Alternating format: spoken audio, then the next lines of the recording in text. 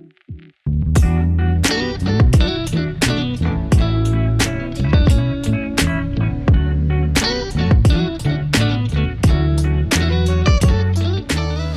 the summer, I asked what some of your biggest pain points around getting dressed were, and a lot of you responded with not knowing how to make your basics more interesting. I think this is perhaps a result of editing down our wardrobes, trying to get to a really great classic capsule, but sometimes maybe this means the personality is lost. So today I'm going to share some ideas that you can use to bring back the personality back into your basics or those classic pieces, particularly around spring outfits. Today's video is in partnership with my friends over at Nordgreen, a fantastic Danish watch company that I've been working with for the past 5 years, pretty much almost since the inception of my channel. What I love about Nordgreen is that whenever trends come and go, they always stick to a very timeless and unhurried design. I really appreciate that longevity and consistency. I've had some of their watches for the past 5 years. I continue to love wearing them. You can still find these styles on their site, which again is a testament to that longevity piece, and that's one of my biggest slow fashion values. Every Nordgreen watch comes with a code that allows you to make a donation in one of 3 areas: health, education, or the environment. And these codes never expire. So if you already purchased a Nordgreen watch and you haven't made your donation, you can go back to the code and submit your donation, which is fantastic. I like that you can choose one of 3 donation programs and make it align a little bit better with your slow fashion values or one of your biggest values. In addition to this giving back program, Nordgreen has recently become a B Corp certified company. This is great news. It means that Nordgreen is now part of a global community of businesses that attains the highest standards of social and environmental impact. And this informs their decisions about how to operate while balancing purpose and profit. I'm excited to share how I've styled some of my oldest and favorite Nordgreen watches in today's video. I do also have a discount code if you're interested. And like all of my partnerships with Nordgreen, there is no rush to use the discount code. I will leave it for you in the description box below, but use it when you need it, or when you want to buy a gift or have a true gap in your collection and need to add a watch or want to add a watch. So I hope you find this video helpful. Let's jump on in.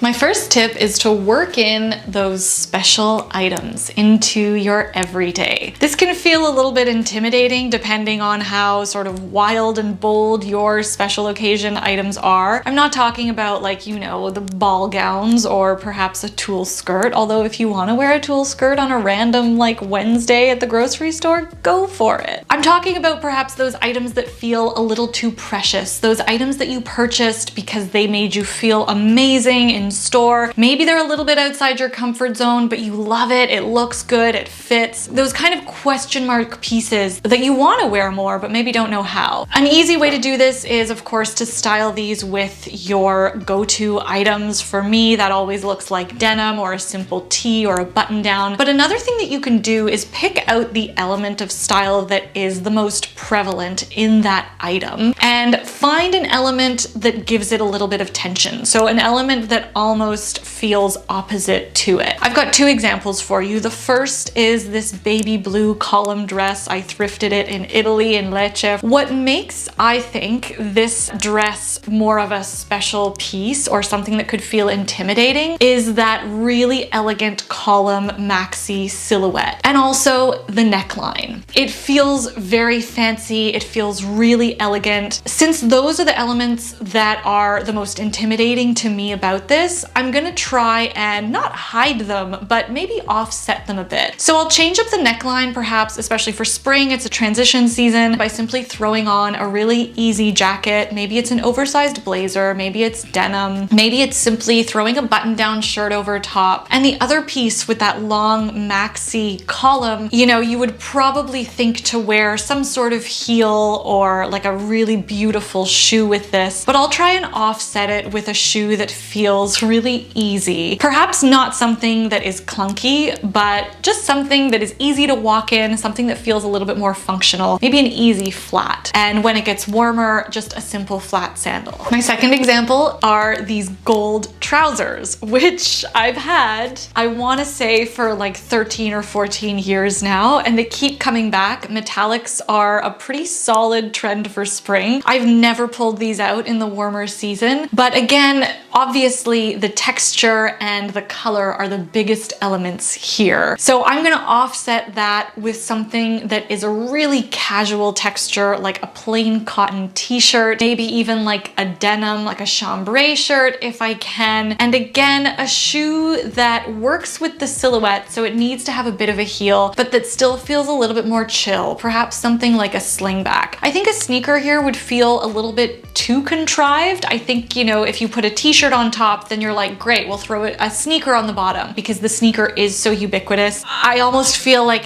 that's kind of predictable. So I would throw in a like chill but still elegant shoe with this and see how that goes. We talk about this all the time, and I am definitely not the first stylist, content creator to mention this as a suggestion, but accessories will always be a game changer. What I think can make them feel a little bit more intentional is when you develop a signature with your accessories. So maybe it's layering a specific type of necklace together, not necessarily always the same necklaces, but perhaps the same sort of style of necklace. Maybe it's always a bunch of chokers, that kind of thing. Developing a signature style can make your basics feel so much more elegant and personalized, and having that sort of custom look that you really developed yourself. So this is going to take trial and error. It's going to take a lot of practice. Other ways that accessories can make a big difference is texture. I think we often think of accessories only in terms of jewelry and metallics and maybe mixing silver and gold, which is great too. I love doing that. But what about mixing texture in, like, you know, your watches? That's why I love that Nordgreen watches, you can swap out the straps to mesh, to leather, to the chain link. I find even those little swaps make a big difference. Swapping out the texture of your purses. I mentioned this in another video. If you look for it, texture exists in so many places, not just clothing and textiles. Add a scarf maybe, you know what I mean? Like that beautiful silk in your hair, on your purse, as a belt. Going deeper and just beyond adding accessories for the sake of it can be really helpful if you look at that texture piece as well. So that is what I have for you today. I hope that this video and those tips gave you some ideas of how to see your clothes and your spring closet in terms of elements, and give you some ideas to restyle what you've already got in your closet. Give this video a thumbs up if you liked it, or if you learned something new. Hit subscribe if you haven't already. A huge thank you again to Nordgreen for sponsoring today's video. Don't forget, I've got that discount code for you in the description box below. Thank you for watching if you made it this far. I hope you are having a wonderful day, a wonderful week, and I will see you in the next slow fashion video. Ciao!